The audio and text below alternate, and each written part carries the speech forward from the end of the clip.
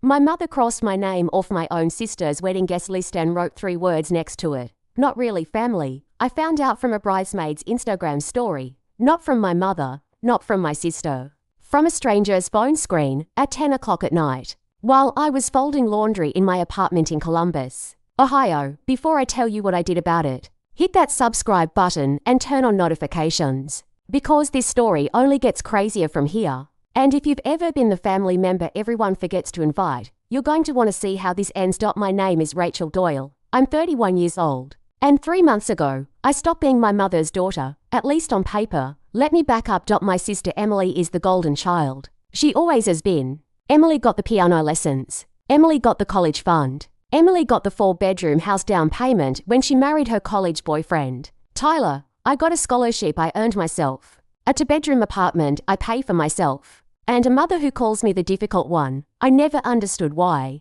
I didn't do drugs. I didn't drop out of school. I just asked questions. I noticed things. And in my family, noticing things was the real crime. 5 years ago, I noticed my mother was moving money out of my late father's trust account faster than made sense. I asked about it at Thanksgiving. My mother turned white, then red, then told everyone I was attacking her over turkey. Emily backed her up. My aunt backed her up. I sat there alone at a table full of people who shared my blood and felt like a stranger who'd wandered into the wrong house. I let it go. I told myself family is family. You swallow things. You keep showing up. So when Emily got engaged to Tyler last year, I showed up. I helped address 200 invitations by hand at my mother's kitchen table. I drove 40 minutes each way for 3 dress fittings I wasn't even part of, just to support her. I put $400 toward Emily's bachelorette weekend in Charleston. Money I didn't really have, because that's what sisters do.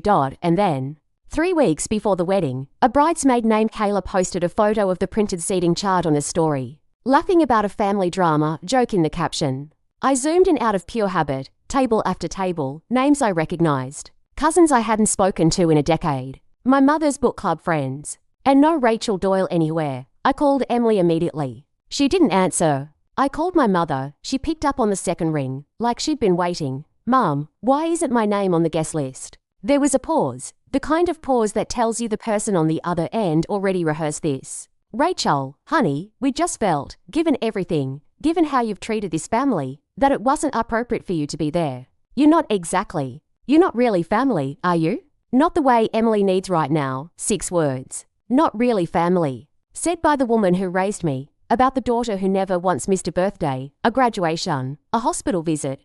I didn't cry on that call. I want you to know that. I said, understood, and I hung up. And then I sat on my kitchen floor for 40 minutes, because some pain doesn't let you stand up right away. But here's what nobody in my family understood about me. They thought difficult meant loud. It didn't. It meant I remembered everything. I wrote things down. And I never, ever forgot a date, because 3 weeks before that wedding, I was still the trustee on paper for one very specific account my father had set up before he died. An account my mother thought had been quietly transferred to her name years ago. It hadn't been. Not yet. And she was about to find out exactly what that meant. Let me explain what that account actually was, because it matters for everything that comes next. Before my father passed away when I was 26, he set up what's called an irrevocable trust to cover Emily's wedding one day, funded specifically for that purpose, $40,000, meant to be released to whoever was getting married in the family, controlled by a named trustee until the wedding actually happened. He named me trustee,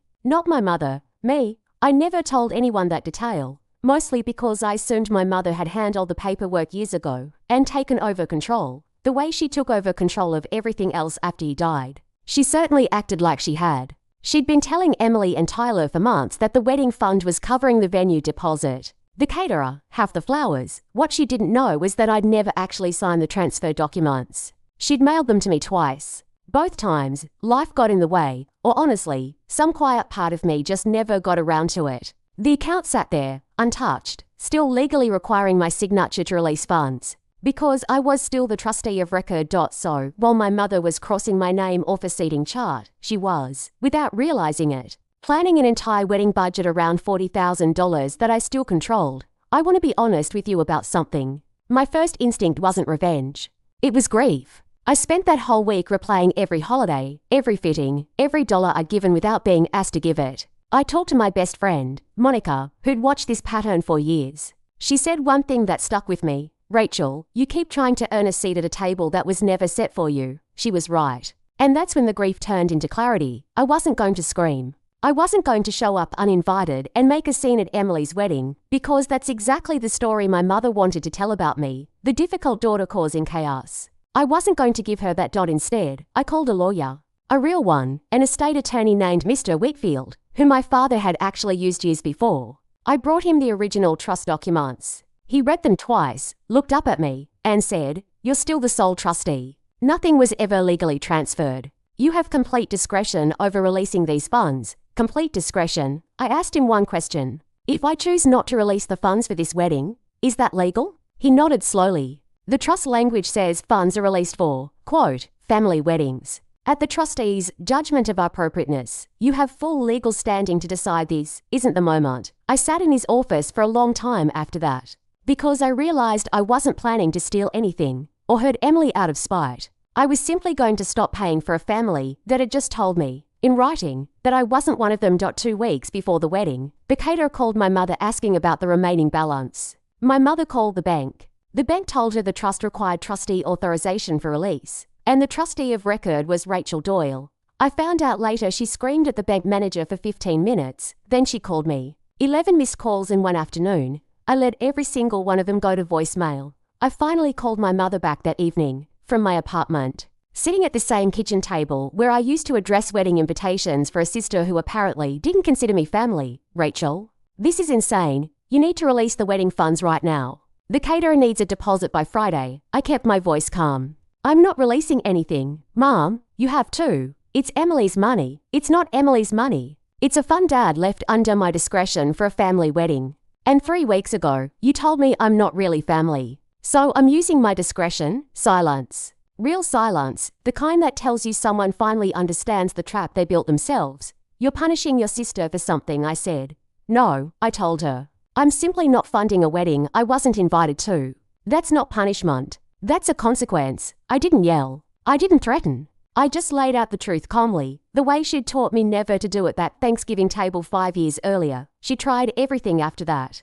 Guilt, threats of a lawyer of her own, even Emily calling me in tears saying she didn't know about the seating chart, which honestly, I believe. Emily has always been more oblivious than cruel. But oblivious people still let cruel things happen in front of them. I told Emily the truth, gently. I told her I loved her, that this was never about her wedding day, and that I would still love to be there, but only if I was actually welcome, not tolerated. I told her my name had been erased before I said a single word, and that erasure has consequences. 2 days later, Emily showed up at my apartment alone, without Mom knowing. She stood in my doorway and said, "I want you at my wedding. I want you at the head table. I'm fixing this." She went back and fought her own mother for the first time in her life. My mother eventually caved, mostly because the caterer deposit deadline was staring her in the face, and because Emily, for once, refused to back down. My name went back on the guest list. Not slipped in quietly at some back table, but at the family table, where it always should have been. I released the trust funds 2 days later, once I saw the updated seating chart with my own eyes. Not because I forgave my mother. I didn't, not fully, not yet.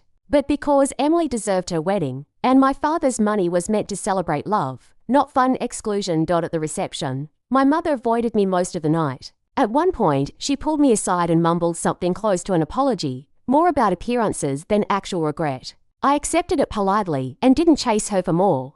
Some people only give you as much truth as protects their own image, and I've stopped waiting around for the rest. But Emily hugged me on the dance floor, tears in her eyes, and whispered, "You're always my sister. I'm sorry it took this to see it. That was enough. Not perfect, but enough. I learned something that year that I think a lot of you watching already know deep down. Family isn't a title someone else gets to hand out or take away with a sentence at a seating chart. Sometimes the most powerful thing you can do isn't scream, isn't cut people off dramatically, isn't burn every bridge. Sometimes it's simply refusing to keep funding, emotionally or financially, people who've already told you exactly where you stand. If this story hit home for you, if you've ever been the difficult one in your own family, drop a comment and tell me your story. Hit that like button, subscribe if you haven't already, and I'll see you in the next one.